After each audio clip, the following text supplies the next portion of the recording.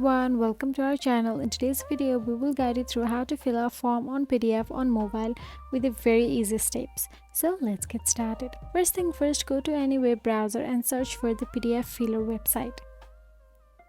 Then simply tap on it. You will get to see a various bunch of options available there. Simply tap on any according to your preferences. Then click on the upload document or browse for a document on your computer option available there. And select the PDF from your device.